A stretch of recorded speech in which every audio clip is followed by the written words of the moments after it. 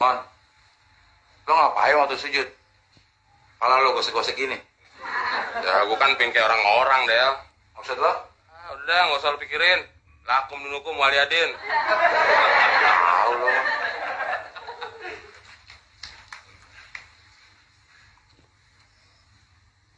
Kok belum hitam juga ya? Caranya.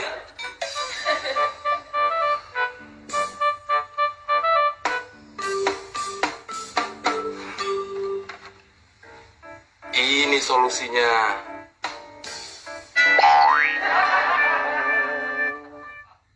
Man, cepetan dong.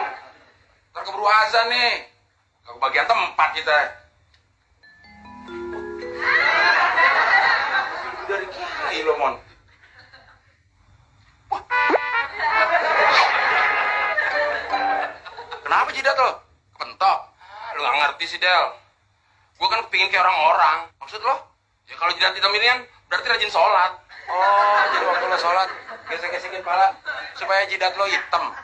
Iya.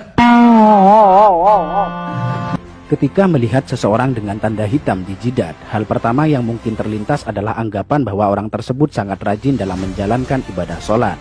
Bahkan selama ini, adanya tanda hitam di jidat seorang muslim sering dimaknai sebagai tanda kesalehan dan dalamnya tingkat ketakwaan. Namun, benarkah demikian? Sebetulnya, munculnya tanda hitam pada jidat bisa disebabkan oleh gesekan yang dihasilkan oleh kontak berulang dari dahi dengan sejadah di saat sholat. Namun tentu saja, itu tidak menjadi tanda akan kesalehan dan dalamnya tingkat ketakwaan. Sebab, ketakwaan dan kesalehan yang sesungguhnya selalu diukur dengan baiknya akhlak, moralitas, dan tingkah laku.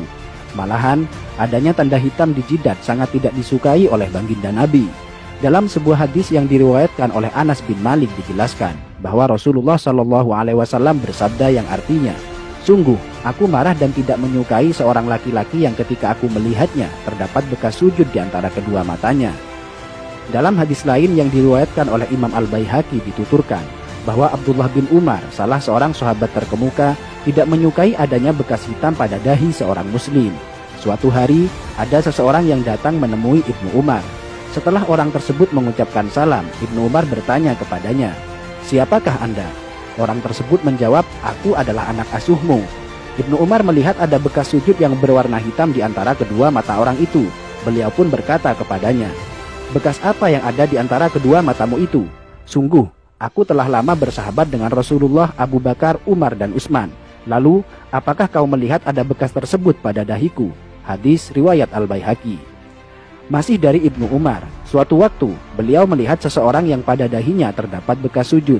Ibnu Umar berkata, "Wahai hamba Allah, sesungguhnya penampilan seseorang itu terletak pada wajahnya. Karena itu, janganlah engkau memperburuk penampilanmu." Hadis riwayat Al-Baihaqi. Dalam hadis lain dijelaskan bahwa suatu ketika Abu Darda melihat seorang perempuan yang pada wajahnya terdapat kapal seperti kapal yang ada pada seekor kambing.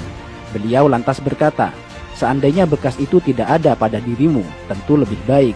Hadis riwayat Al-Baihaqi. Dari Humaid bin Abdurrahman, ia berkata, "Aku berada di dekat As-Sa'ib bin Yazid ketika seseorang bernama Az-Zubair bin Suhail bin Abdurrahman bin Auf datang.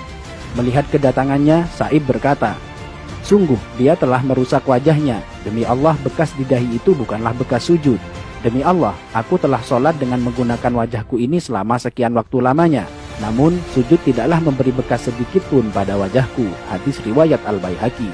Sampai di sini, mungkin ada yang bertanya, lantas bagaimana pengertian ayat yang menjelaskan bahwa bekas sujud merupakan tanda seorang mukmin yang nampak melalui wajahnya? Menjawab pertanyaan ini, terdapat penjelasan dari Imam Al-Baihaqi yang dituangkan dalam kitab Sunanul Kubronya. Dari Mansur, ia berkata, "Aku bertanya kepada Mujahid tentang maksud dari firman Allah, tanda-tanda mereka tampak pada muka mereka dari bekas sujud. Apakah yang dimaksudkan adalah bekas di wajah?"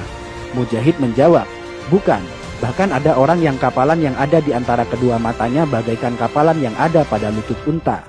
Namun, dia adalah orang yang bejat. Tanda yang dimaksudkan adalah kekhusyuan." Hadis riwayat Al-Baihaqi. Bahkan dalam kitab Hasyiatus Shawi dijelaskan, bukanlah yang dimaksudkan oleh ayat adalah sebagaimana perbuatan orang-orang bodoh dan suka pamer, yaitu tanda hitam yang ada di dahi, karena hal itu adalah ciri khas dari Khawarij. Dalam sebuah hadis disebutkan, Sungguh, saya benci seseorang yang saya lihat di antara kedua matanya terdapat bekas sujud. Sampai di sini, mungkin Anda sudah paham bahwa tanda hitam di jidat sama sekali bukan tanda kesalehan. Alih-alih tanda kesalehan, justru tanda tersebut sangat dibenci oleh para sahabat dan tabi'in karena dikhawatirkan akan menimbulkan riya pada pemiliknya. Dan perlu dicatat bahwa orang yang mengaku rajin dalam bersujud namun terdapat bekas hitam di dahinya, itu artinya ada yang salah pada gerakan sholatnya. Karena seharusnya muka orang yang rajin bersujud akan tampak bercahaya dan berseri-seri, bukan sebaliknya menjadi kapalan dan menimbulkan bekas hitam. Biasanya dia menjadikan dahinya sebagai tumpuan, bukan tangan dan kedua lututnya. Padahal cara sujud yang benar adalah sebaliknya, yaitu menjadikan kedua tangan dan lutut sebagai tumpuan.